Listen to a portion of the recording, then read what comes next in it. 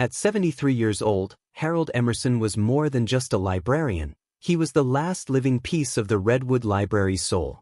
For 41 years he arrived at 7 a.m. sharp, unlocked the ancient wooden doors, brewed a bitter pot of black coffee, and began his silent conversations with books. His beard had gone gray decades ago, and the lines across his brow were deep maps of time spent in silence. Most saw him as an odd, lonely old man, a relic of the building's creaking floorboards and dusty shelves. But Harold's story hadn't started in silence. Long ago, he had been loud, reckless even. In his 20s, he'd played in a blues band, drank too much whiskey, and burned bridges faster than he could build them. He had fallen in love once, deeply and disastrously, with a woman named Lorraine, who'd left when he chose music and madness over marriage. After his band collapsed and he found himself sleeping in his car outside a bar he could no longer afford to enter, Harold stumbled into Redwood Library during a rainstorm, dripping and broken. The librarian then, a kind widow named Mrs. Aldrich, gave him a mop, a second chance, and later, the assistant's desk. He never left. Now, all these years later, the city had decided to close the library. A sleek new learning center with integrated digital resources was opening 2 blocks away. They offered Harold early retirement, a ceremony, and a pension. He declined the ceremony. The thought of smiling through speeches made him ill. What Harold did accept, however, was time, just a few final weeks in the library to do what he'd always done: be quiet, useful, invisible. It was during those last weeks that he noticed a woman named June. She came in every Tuesday and Thursday at 4 p.m. sharp, like clockwork, and always sat at table 7 in the back. She brought an old notebook, a red pen, and a mug that read, "Plot twist in progress."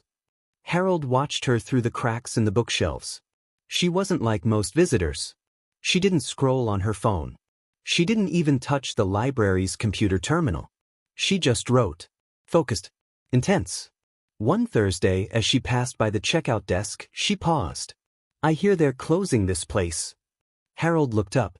"That's what they say." "That's a shame," she said, staring at the beams overhead. "This place has stories in the walls." Harold nodded. "Some of us still listen." She smiled gently. "You're Harold, right?" "Guilty." "I'm June. I'm writing something. About people who disappear even while they're alive. Think I came to the right place." That night, Harold thought about her words. People who disappear while still alive. It was him, wasn't it? Hidden for decades behind the Dewey Decimal System and the safe predictability of routine. The next Tuesday, June arrived with 2 cups of coffee and set one on his desk. "Thought maybe you could use a visitor." They talked. Just 15 minutes. Then more on Thursday. By the next week, June was staying an hour past closing, her notebook forgotten as she listened to Harold tell stories about Mrs. Aldrich, the cranky book club ladies, the kid who once hid a frog in the returns bin, the teenager who found his passion for poetry here and ended up a published author. He didn't talk about Lorraine. Not yet. One evening she asked him, "What are you going to do after this place closes?" "I'm not sure," Harold said. "Libraries and we made a quiet pact." "You should write," she said. "There's a story in you that's dying to get out." Harold chuckled. "Maybe."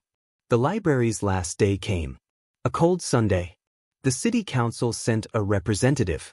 There was coffee, a banner, and one local newspaper photographer. When it was over, Harold stood alone in the empty space, breathing in the scent of dust and old wood. He turned to leave and found June at the door, holding a wrapped box. "What's this?" he asked. "A notebook," she said. "Leather-bound. Empty pages." "For what?" "For starting over." Harold smiled faintly. "That's a scary thing at my age." June looked him straight in the eyes. "But not impossible." 3 months later, the Redwood Learning Center opened with digital kiosks and a coffee bar. But in a quiet corner of the nearby cafe, Harold and June met every Thursday. He wrote in the notebook, short stories at first, then essays, then the beginning of a memoir titled The Last Checkout. June edited his pages, added notes in red pen, and sipped her latte. She never pushed, only encouraged. As spring arrived, Harold finally told her about Lorraine. About the heartbreak. The mistakes. "I've been punishing myself ever since," he confessed. June put her hand on his. "Maybe now's the time to stop." That year, Harold self-published a collection of stories under a pen name, H. Emerson. It sold a few hundred copies. But more importantly, it brought Harold letters from strangers. Readers who saw themselves in his words. Lonely people. Lost people. People looking for a quiet kind of redemption. And in every signed copy, he wrote the same thing. "You're never too old to start a new chapter. Trust me, I checked myself out late. It's never too late to turn your life around. Even in silence, there's a story waiting to be written, and a second chance hiding in the most unexpected chapters."